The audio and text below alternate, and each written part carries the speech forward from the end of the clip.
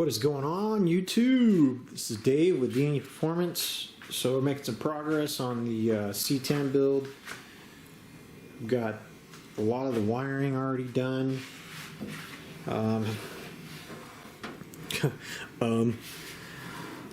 Got the alternator all hooked up. Had to pretty much make a complete forward harness for this thing. And then the battery box we ended up getting from the junkyard, ended up using a couple of circuits off of this one. There's a bunch of these extra wires and stuff that are left over, but we can use that later. Just extra circuits and stuff for if you want to add something later, maybe a stereo or whatever the case may be. But as far as right now, I have just the starter relay, the fuel pump coming in here, key switched for the MSD, and see, I think that's about it right now. Oh, and my two-step for the 6-10 box. So we are running a 6-10 box here. Everybody can see that. Yeah, we're running one of those toilets right there. I know. But hey, it was cheap, and free is always a good thing. Especially when you have these parts laying around in your garage. Let's see, we still need to... Oh wait, what are we missing here? Yeah, we're missing a radiator. We still have to get our radiator. Radiator is out here, side of the house right now. It's a set of dual fans that barely fits in the engine compartment. So, but we're gonna get this guy in there. I've already kind of laid him in there to see if it's gonna work. This came off of a 2010 Tahoe, and the newer stuff, they have electric fans, whereas the older stuff, it rides on the fan clutch, of course. But I've got the painless wiring harness to make this work. Should work. It'll work. Another thing I wanted to bring up is, so go ahead and doing the 6010, and just got done with the Pro Data Plus. And a little bit of, I know I should probably screenshot it or screen capture, but dude, look what we're dealing with here. And this is just ancient old stuff. So, and that computer is literally, I think, one of the first versions of Windows XP. So yeah, I'm not trying to do that. I mean, we got this guy. How long has it been since anybody's seen one of these, you know? Anyway, so it's been a while since I've actually used this software, and I pretty much got everything set right now. Let's see if I can, let's go to our view. We'll go to our timing curve. So this is what I got set right now, just to get this thing fired off, and we'll see if it likes this or not. But yeah, we've got about, I think the max is like 32 degrees. Yeah, 32 degrees. I've got the rev limiter set at, I think, 64. So let's go, whoops, let's close this out. Well, I mean, you can open this up and you can kind of see what's going on here. But yeah, so we're just starting off with 14 degrees at fire up, and then it just pretty much a progressive curve from all the way up to 6400. And there's no map sensor on this guy. Our monitors are, I don't have the TAC hooked up yet.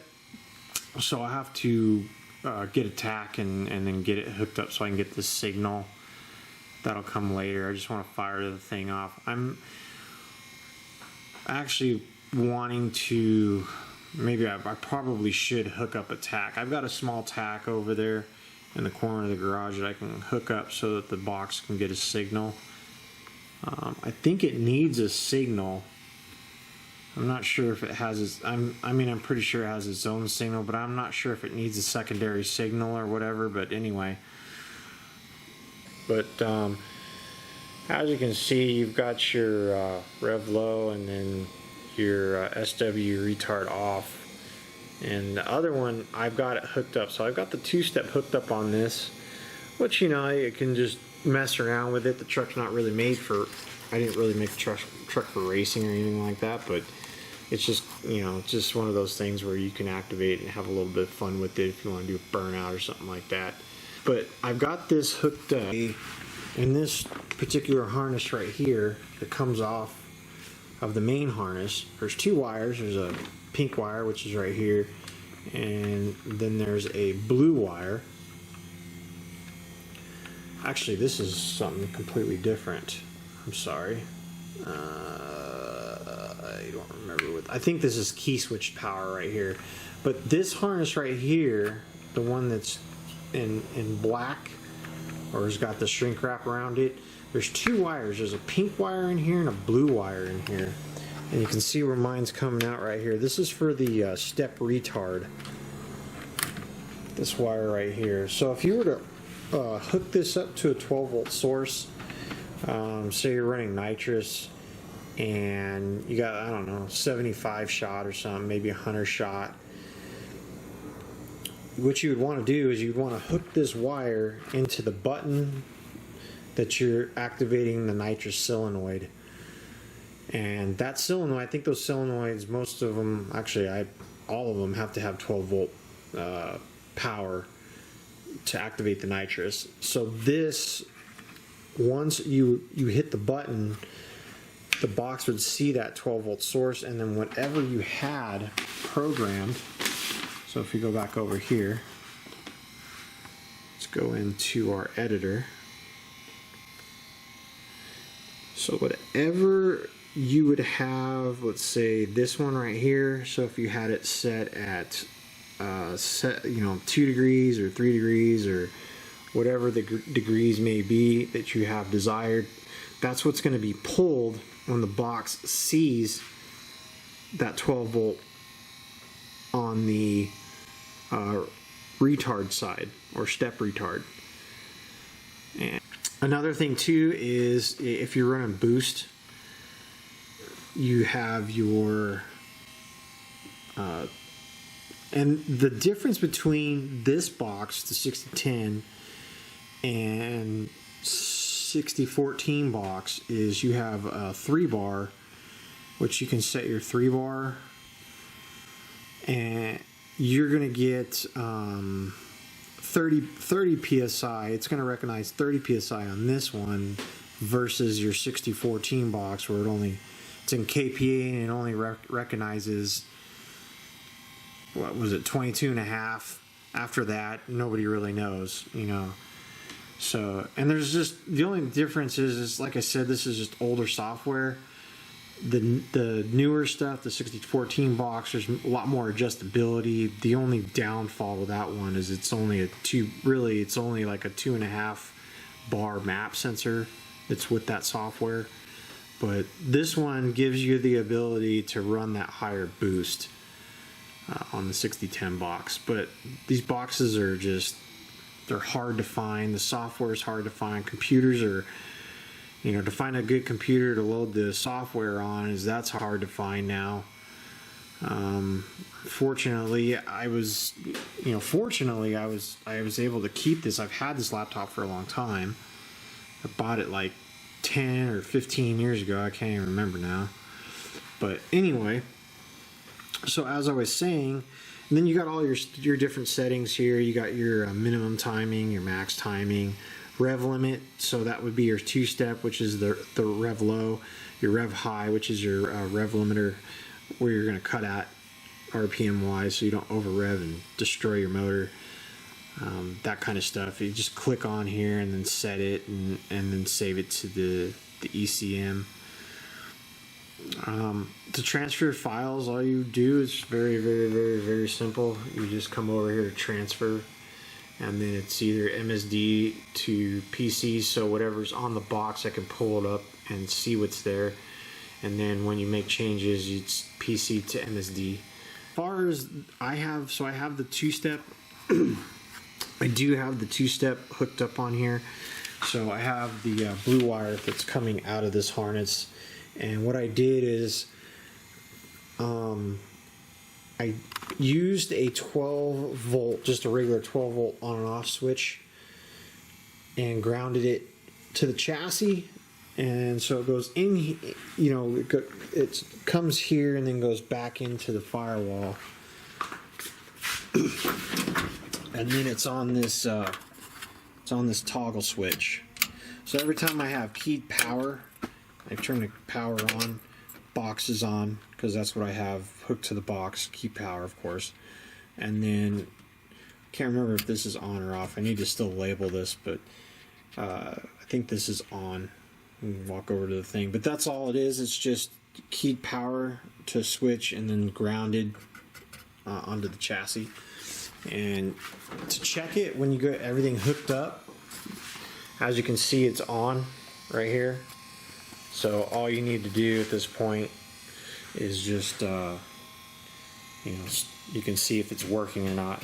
Make sure it's working.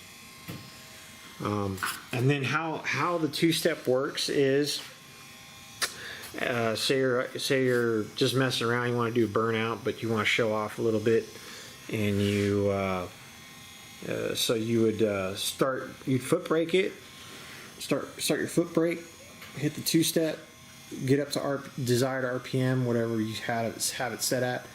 So I have mine set at 2500 on this truck. 2500, and then you know, up there banging away on the limiter, and then I can just cut it loose like that. And then once the low is deactivated, the high kicks in, and so whatever your high is kicked in at, which mine's set at, I think I got it set at 65, so that'll cut out at 65 there. So I mean, it's you know, it's an older box, but I mean, it's very basic and simple. It also comes with you know, if you don't want to mess with, let's see, the mask in here. If you don't want to mess with the software and learning how to run the software, you could just stick these chips in. And it comes with these chips, and you just, you know, pretty much stick these chips in, and that's whatever desired curve you have. It's pretty much a set deal with these, though. I like the adjustability. I can go in there and tweak whatever I need to tweak. But you know, if you don't want to mess with that, or mess with trying to find, or if you can't locate a old laptop, but you know, have a 6010 box, or your friend gave you a 6010 box. You know, of course, you can always just use the chips. It'll fire off the chips. It'll just run on whatever chip you have it set at. Another thing too, I mean, if you come across one of these boxes, or they're getting harder and harder and harder to come across one of these boxes, I mean, usually you can get them for a really good deal. It's always somebody that's, you know, that's taking their carbureted setup off, and they are changing over to EFI, of course. Make sure that everything is there, all the harness, all the because this stuff comes, I mean, you can try to find this stuff on the internet. I think you might be able to get it on Amazon or something if you only have just the box, but it's better if you find the box with all, you know, the cable and everything, the connectors for the sensors and all that stuff. Because trying to find, you know, this kind of stuff right now, it's getting, like I said, it's just getting tough. But anyway, this is Dave with D&E Performance, giving you a little update on the C10. Hopefully the next couple of days, you know, I keep saying that, but it's just more and more stuff keeps adding on to the list of to-dos. Another thing too, I'm trying to work out a problem with the power steering pulley. I don't know if I pressed this on far enough. I thought it bottomed out, but I'm not sure. But I'm having an alignment issue with this power steering. But I'm going to go ahead and still fire it off. I'll just run it off just to get it started and make sure that everything's good with it.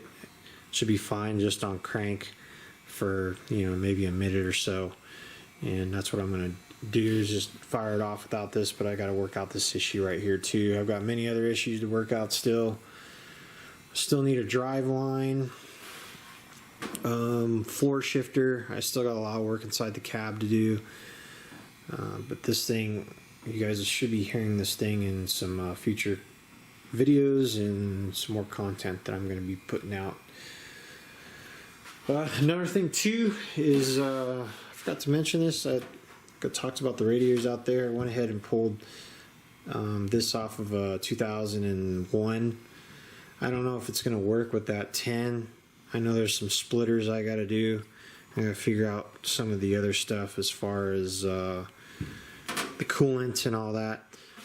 Fuel pump, I think I already mentioned that. We're just running a regular old Holley red pump. There's no regulator, don't really need it with that red pump. So, and this carburetor, it's probably, this motor's probably a little bit under carbureted, but you know, it is what it is. Oh, excuse me. And we're just gonna get the truck running. But anyways, thanks for stopping by the channel, guys. I really appreciate it. Like, subscribe, all that other stuff. Thanks. Talk to you later.